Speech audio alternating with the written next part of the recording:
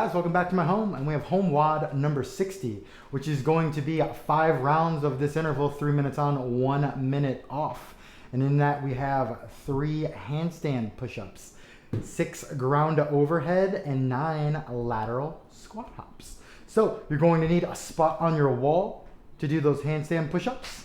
You're going to need an external load for that ground to overhead. And you're also going to need something to jump over laterally for those squats. All right.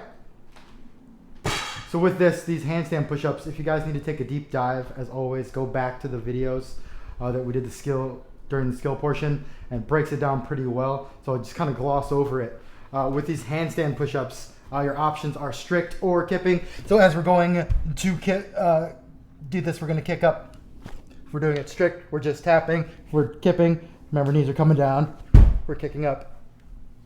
Just make sure you don't put a hole in your wall. All right. If you're scaling this, you're going to need an elevated surface. We're doing that handstand push-up. Fully extending. If you need to go from that down dog position, do the exact same thing, just to maintain that vertical pressing movement. Our ground overhead, as always, our options: improvised device, kettlebell, and dumbbell. If you're utilizing that improvised device, we're getting that stance a little wider so we can accommodate it. We're getting it from that ground to that overhead position in one movement, so aggressively extending those hips, shrugging and pulling that thing up overhead. All right. If we're utilizing the kettlebell, we have 2 options for this. Grabbing it with both hands, so the bottom of that kettlebell faces the sky at the top of that ground to overhead. Or if you want to do kettlebell snatches, you can do that as well. Just split up the reps by round. Don't do it 3 and 3, because that just has a lot of transition time between movements.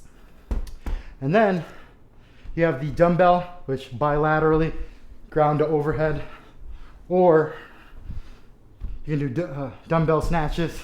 Just make sure when you transition, it's below the face, so we're not just dropping it from the top ropes and risk ruining your floor. All right. With these lateral squat hops, we haven't done these in a few weeks. Remember, you're going to need that bar. We're starting on one end, making sure that hip crease gets below those knees. We're jumping, landing in that squat. Just make sure you clear that bar. All right.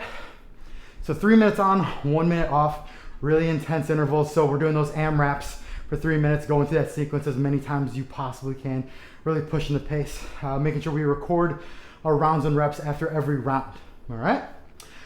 As always, guys, if you have any questions, comments, or concerns, feel free to shoot us a DM, shoot us an email. We'd love to hear from you guys.